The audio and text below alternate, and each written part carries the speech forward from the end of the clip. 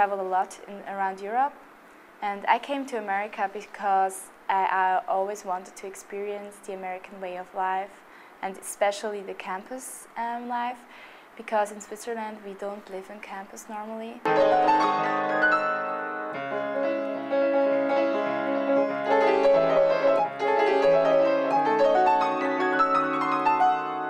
I love music. My parents and also my friends always said that all the experts or the top students would go to USA.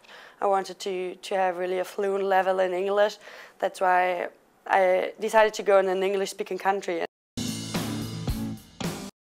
Describe the Australian stereotype? Yeah, definitely. Just like I had expectations and stereotypes of them, they have a lot of me. You know, crap like, do we ride kangaroos to school? No. You know, what else was there? There was like, I guess Steve Irwin and Croc Dundee. They've definitely done a lot for Australian culture. I'm very thankful for what they've done because they've made this really masculine and Australian manly image, which when it comes to, you know, being Australian in America is just brilliant, because when an American goes to Australia, us Australians would consider most Americans to be obese. That's just the stereotype. So, you know, that's not a great thing for an American coming to Australia, but when an Australian goes to America, it's brilliant. I love it. Because I feel like nobody here has any clue where Austria is. I feel like some people don't even know that Austria actually exists, because everyone just knows Australia, which is something completely different. And like they either think that Austria is like in Germany or Austria is Australia. This is Austria. It's not Australia. Australia is like somewhere here, like huge.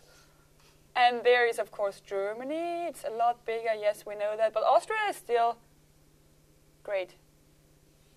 One girl in my class, she told me that she might go to Austria to study abroad. Mm-hmm. And then she was like, oh, that would be so cool if we could party together, Claudia. Like, can we go to the beach too?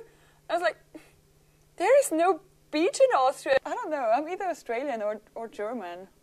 We met a girl, and we told her that we were from France, because we had 2 French students here on campus. And she answered, oh yes, so the capital city is London. So that was the first shock for us. No, he was serious. Like, he really thought that Europe was a country, so like we were really shocked about it. Yeah, it's often when you go to a party and they hear that you have an accent, the Americans ask you where you're from. Then I say, I'm from Germany. And they say, oh yeah, I'm from Germany too. And I think, oh great. But then it's, yeah, my grandfather comes from Germany. Oh, I think it's surprising that they still identify themselves with the country. I like that somehow. And then now we're like, hey, wait, where are you from? You're not from here. And we're like, oh, okay, well, try guess. And they'll be like, yeah, well, UK. And then I'm like, no, South Africa. And they're like, what? I didn't know white people lived in South Africa. Are you serious? Are you joking? I've even had one girl ask me, is South Africa its own country? I'm like, yeah. She's like, oh, I thought it was just the bottom of Africa. I was like, no, it's a country. I mean, there's some words like cheeseburger and Louisville, stuff like that. You can sound really American. No, ma'am, don't worry. Like, some people call me the boogeyman, but I'm real friendly. Before coming here, I was already familiar with American culture. I think that everybody is, because that's due to globalization. If you ask American students who is the current French president, for instance, or he's François Hollande, but most of them never heard of him. Sometimes they know about the former president, Nicolas Sarkozy, but it's really not often. And at the opposite, if you ask, I would say, any international students who is the president, we know that it's Obama, that it was Bush before, Clinton before him, and Bush Senior before. Like, I have the feeling that we know much more about the US than they actually know about Europe or the rest of the world. So that was a huge surprise for me.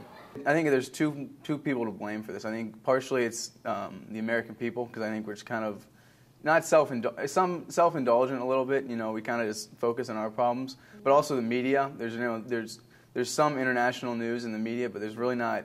It's not as prevalent. I would assume you can attest to this in other countries. It's probably American news is a lot more prevalent in your news than international news in our media. But I think it's almost an innocent ignorance. Guns.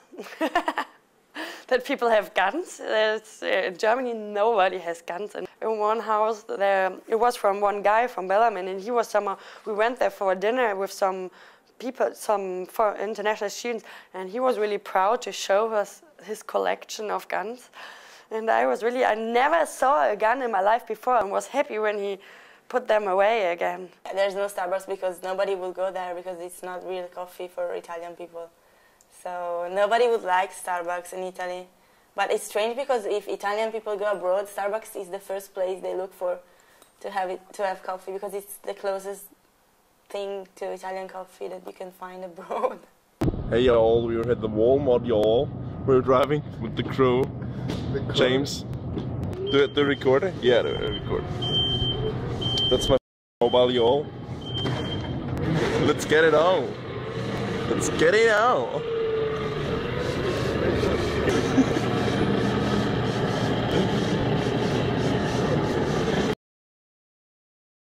And Americans tend not to have as many inhibitions. They say and do what they want. They dress how they want. They don't care what they look like or what people think of them.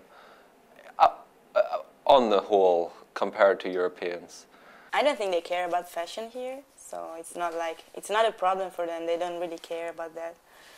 So, but if you come from Italy, you can tell the difference. They have another concept of fashion. It's like casual. I do remember it. I think one of the first things I remember Serena asking me, because she also emailed me, was if she could bring an iron. I was like, why do you want one? Because I never used that. I know you need to look good when you're in Italy. Not so much when you're in America.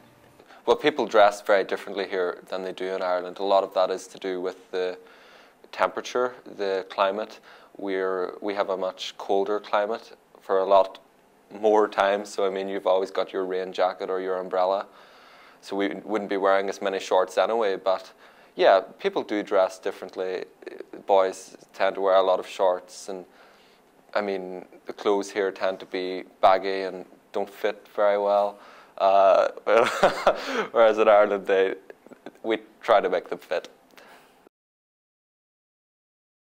France, not everyone smokes, but I would say 90% of French students are smokers. The perceptions of American students about someone who smokes is different as well. Like, sometimes you have the feeling that they are judging you because you are a smoker. Like, I had this experience at the very beginning of the year. Like, I was not ashamed, but I didn't really like to say that I was smoking because I felt that they were judging me because I'm smoking, mainly because it's unhealthy. But when you compare with here in the US, all right, they are not smoking, but if you go to the UDH, every day, lunch or dinner, you can have burgers, pizzas, sandwiches, and for dessert, ice creams, cookies or brownies, peanut butter as well. And I think this is much more unhealthy than cigarettes. Smoke on campus, so I always have to go outside. I'm fine with that. Probably it's really because I'm German, I'm used to stick with the rules. So I really am probably the only person on this campus always going outside.